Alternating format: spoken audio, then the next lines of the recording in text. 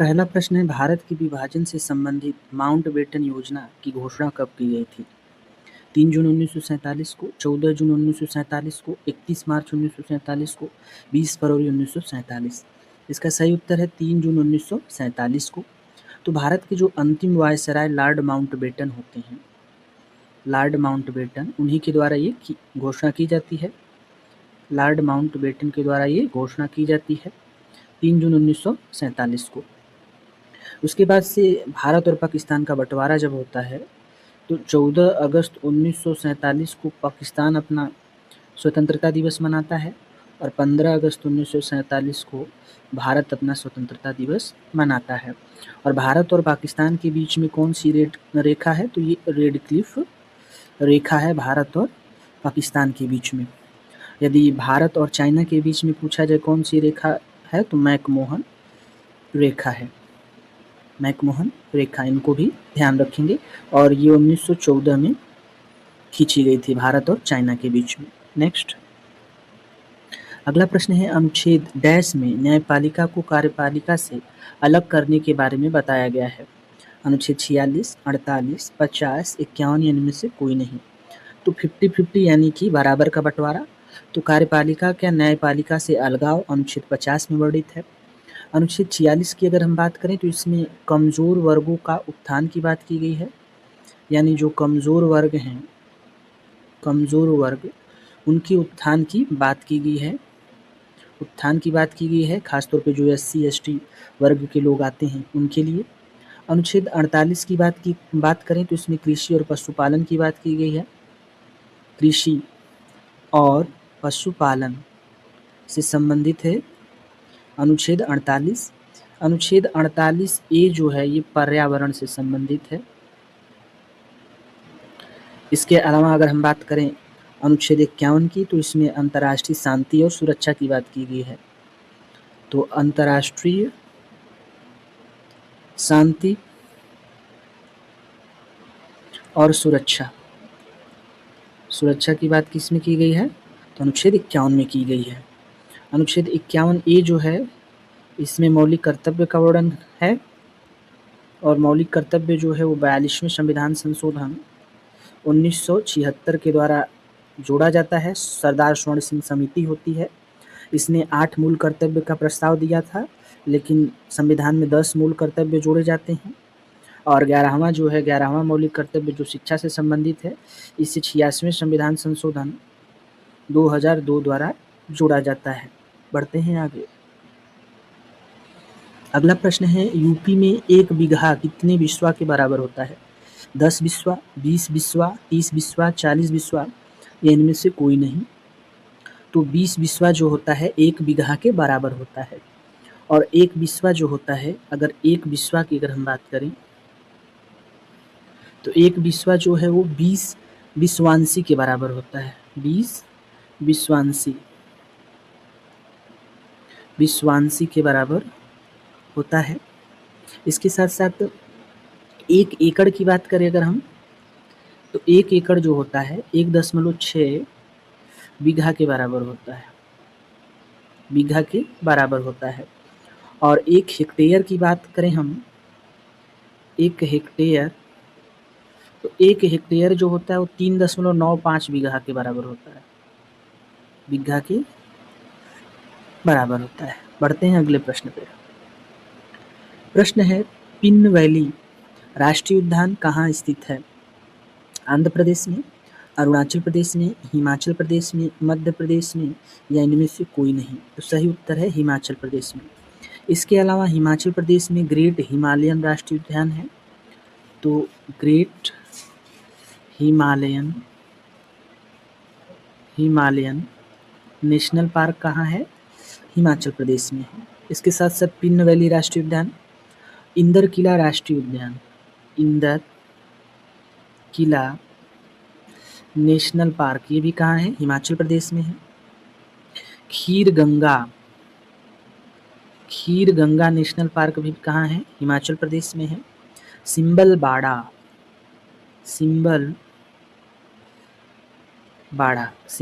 National park, ये भी कहाँ है? हिमाचल प्रदेश में है। यदि हम बात करें आंध्र प्रदेश के नेशनल पार्क, तो आंध्र प्रदेश के नेशनल पार्क में हम याद कर सकते हैं पापी कोंडा राष्ट्रीय नेशनल पार्क, यानी पापी कोंडा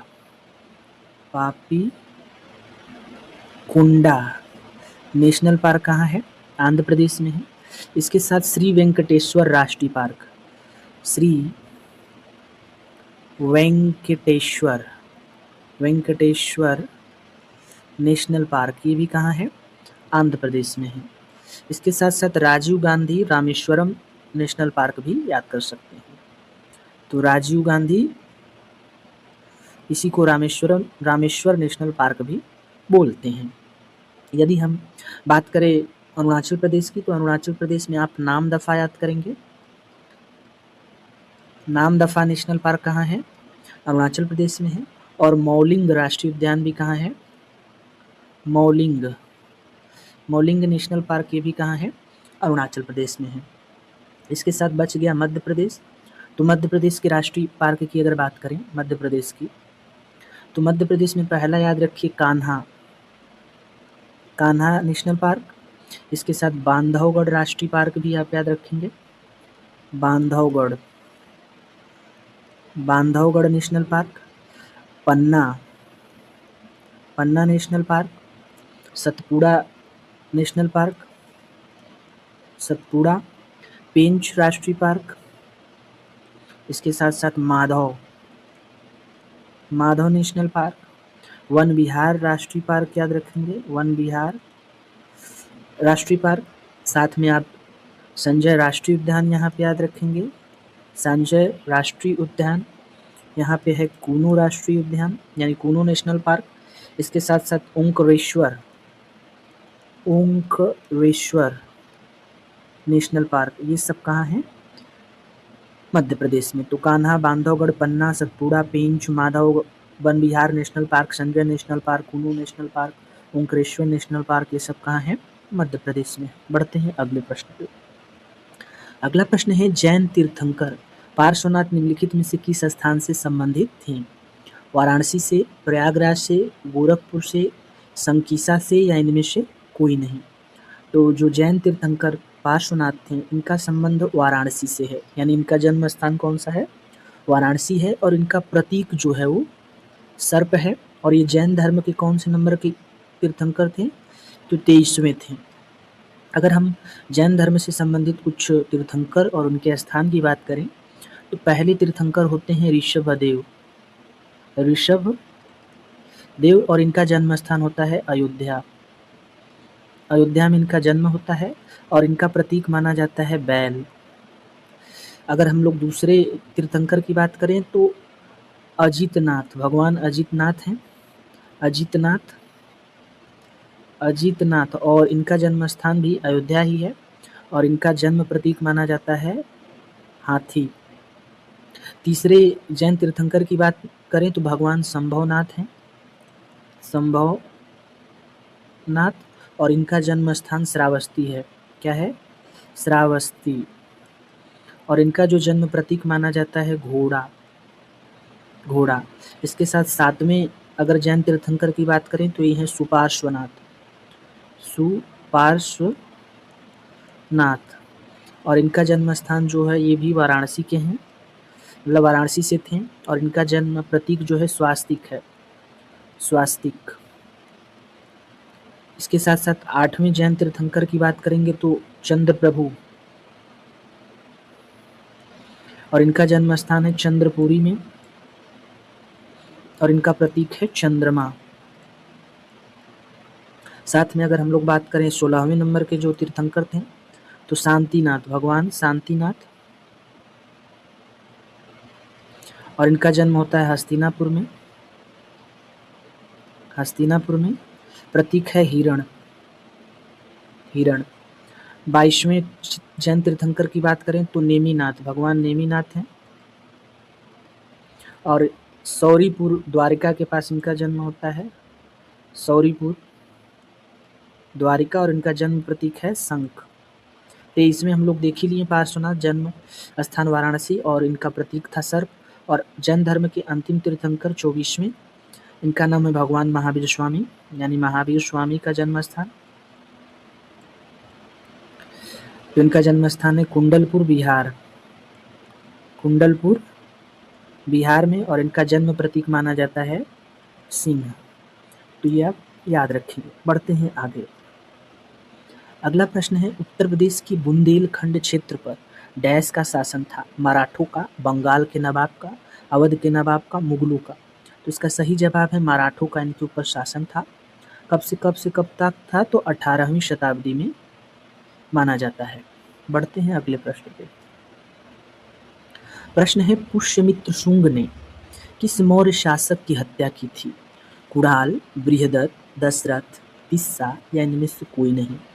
तो मौर्य वंश के अंतिम शासक होते हैं बृहदत्त, जिनकी हत्या करता है पुष्यमित्र शुंग, और फिर उसके बाद से यह शुंग वंश की क्या करता है? स्थापना करता है। शुंग वंश की क्या करता है? यह स्थापना करता है। कौन? पुष्यमित्र शुंग। बढ़ जाते हैं अगले प्रश्न पे। अगला प्रश्न है, डैश उत्तर प्रदेश की सबसे ऊंची चोटी है? आमसोद चोटी, बेतलिंग छिप, डोली गुट्टा, सोनसोगोर या इनमें से कोई नहीं? इसका सही उत्तर है अमसूत चोटी। अमसूत चोटी जो है उत्तर प्रदेश की सबसे ऊंची चोटी है, और ये 957 मीटर इसकी क्या है? ऊंचाई है। फिट में अगर बात करेंगे तो 3140 फिट है, और ये कहाँ पे है? सहारनपुर जिले में पड़ती है। कहाँ पे? सहारनपुर जिले में पड़ती है। अगर हम लोग बात करें दक्षिण उत्तर प्रदेश की सबसे ऊंची चोटी कौन सी है? दक्षिण उत्तर प्रदेश की सबसे ऊंची चोटी, तो नाम आ जाएगा इसका सोनकर। सोनकर चोटी है, और जो कि है कहाँ पे? मिर्ज़ापुर ज़िले में पड़ती है। मिर्ज़ापुर ज़िले में ये पड़ती है, तो इस चीज़ को भी हम लोग ध्यान रखेंगे। बढ़ते हैं अगले प्रश्न पे। उत्तर प्रदेश में महाराजा सुहेल देव का स्मारक किस स्थान पर स्थापित है? कानपुर में, आगरा में, सोनभद्र में, बहराइच में, इनमें से कोई नहीं? सही उत्तर है बहराइच में। पढ़ते हैं अगले प्रश्न है, आल्प्स पहाड़ी श्रृंखला किस महाद्वीप पर स्थित है? यूरोप, उत्तर अमेरिका, दक्षिण अमेरिका, अफ्रीका, इनमें से कोई नहीं? तो आल्प्स जो पहाड़ी है कहाँ पड़ती है? यूरोप में। अगर हम बात करें यूरोप की सबसे ऊंची चोटी कौन सी है, तो माउंट एल्ब्रस है। कौन सी है? Mount Elbrus. उत्तरी अमेरिका की सबसे ऊंची चोटी कौन सी है? डेनाली। कौन सी है? डेनाली। दक्षिण अमेरिका की सबसे ऊंची चोटी कौन सी है? एकांकगुआ। एकांकगुआ है। और अफ्रीका की सबसे ऊंची चोटी कौन सी है? किलिमंजारो। किलिमंजारो। अगर एशिया का पूछता तो Mount Everest. Mount Everest 8848.48 metre. बढ़ते हैं अगले प्रश्न पे। अगला प्रश्न है, किस गवर्नर जनरल ने दास प्रथा यानी गुलामी को समाप्त किया था? Sir John Shore, William Bentinck, Ellenborough, Charles Cornwallis या इनमें से कोई नहीं? इसका सही उत्तर है एलन बरो। एलन बरो जो होता है 1842 से लेके 1844 तक इसका कार्यकाल रहता है, और इसने दास प्रथा का क्या किया था? अंत किया था। कब किया था? 1843 ईस्वी में। बात करें अगर हम लोग सर जॉन शोर की, तो सर जॉन शोर का है जो पीरियड 1793 से लेके 1798 तक है। 1798 तक है। और विलियम बेंटिक की अगर हम बात करें तो 1828 से लेके 1835 तक है। विलियम बेंटिक से संबंधित यदि महत्वपूर्ण प्रश्नों को देखें तो इन्होंने सती प्रथा का अंत किया था। सती प्रथा का अंत राजा राम मोहन राय की सहायता से कब किया था? 1829 ईस्वी में। इसके साथ साथ इन्होंने ठगी प्रथा का भी अंत किया था। कौन? Lord William Bentinck. इन्होंने अंग्रेजी भाषा को शिक्षा का माध्यम बनाया, यानी शिक्षा का माध्यम इन्होंने किसको बताया? इंग्लिश को बनाया। कब बनाया था? तो 1835 ईस्वी में। मैकालिस के सिफारिशों पर के आधार पर इन्होंने अंग्रेजी का शिक्षा माध्यम बनाया। और यदि हम बात करें तो यह भारत के क्या होते हैं? प्रथम गवर्नर जनरल होते हैं। भारत के यानी पहले गवर्नर जनरल कौन होते हैं? William Bentinck. यहाँ जो चार्ल्स कॉर्नवालिस हैं, इनकी अगर बात करें तो 1786 से लेके 1793 ईस्वी तक ये रहते हैं, और इन्होंने अस्थाई बंदोबस्त प्रणाली लागू की थी? बंदोबस्त प्रणाली कब लागू की थी? 1793 ईस्वी में। यह जो प्रणाली थी बंगाल में, बिहार में और उड़ीसा में लागू थी। इन्हें कॉर्नवालिस को भारतीय सिविल का जनक भी माना जाता है, यानी भारतीय सिविल सेवा का जनक किसे माना जाता है? चार्ल्स कॉर्नवालिस को माना जाता है। और इनकी मृत्यु जो होती है वो भारत में ही हो जाती है। गाजीपुर में इनका क्या है? मकबरा है। बढ़ते हैं आगे। अगला प्रश्न है, सबसे कम लिंगानुपात वाला राज्य कौन सा है? हरियाणा, अरुणाचल प्रदेश, उत्तर प्रदेश, पंजाब या इनमें से कोई नहीं। तो सबसे कम ये आता है हरियाणा। हरियाणा सबसे कम लिंगानुपात वाला है। यहाँ का लिंगानुपात 877 है।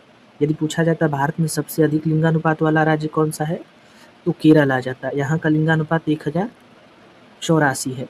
अब हम अगर उत्तर प्रदेश के परिप्रेक्ष्य में बात करें, तो उत्तर प्रदेश के 3 सबसे बड़े जिले जो कि जहाँ का शीर्ष लिंगानुपात है, तो जौनपुर का यहाँ का 1018 या 1024 माना जाता है।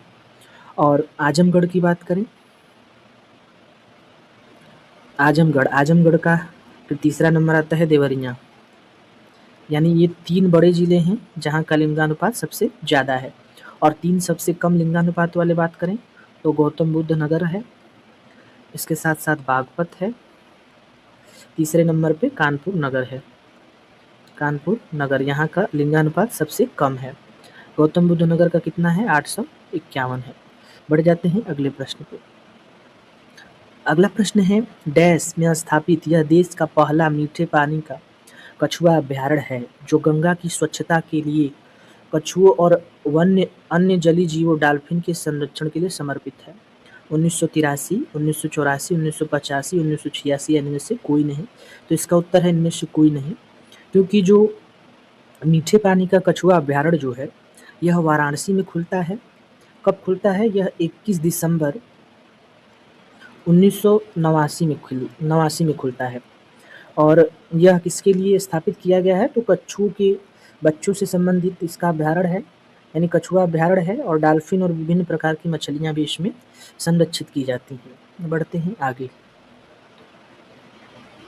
प्रश्न है, राष्ट्रीय चंबल अभ्यारण्य निम्नलिखित में से किन राज्यों की सीमा पर स्थित है? राजस्थान, मध्य प्रदेश, गुजरात। तो यहाँ गुजरात तो आएगा नहीं,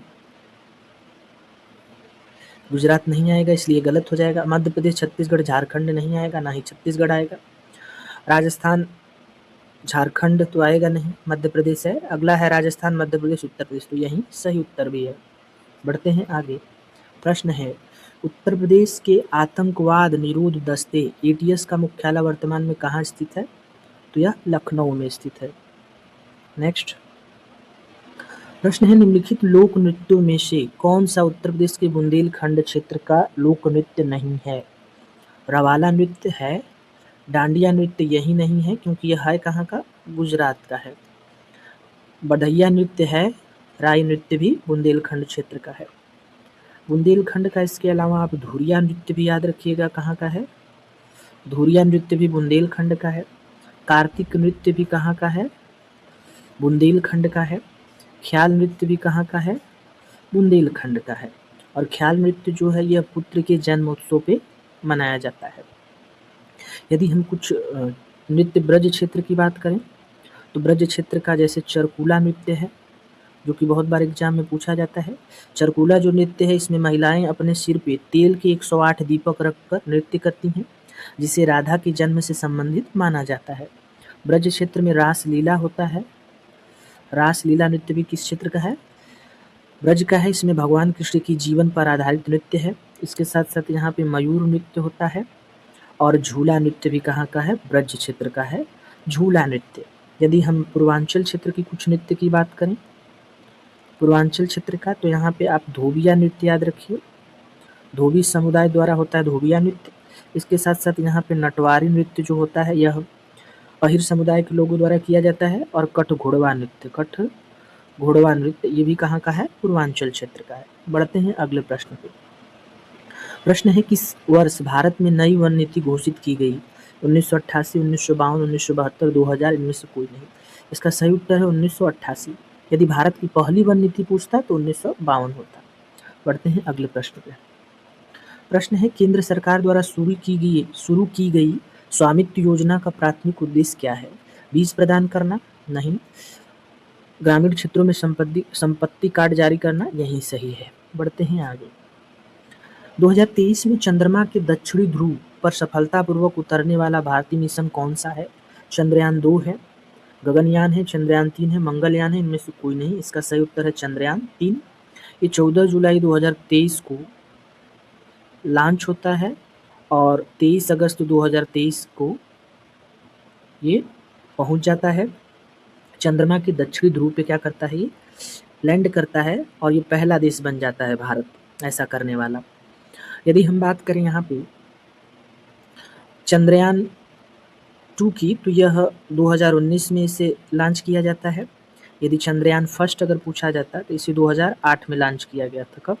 2008 में लॉन्च किया गया था, इसे भी ध्यान रखेंगे। बढ़ते हैं आगे। अगला प्रश्न है 2024 की शुरुआत तक भारत का सबसे तेज कंप्यूटर कौन सा है?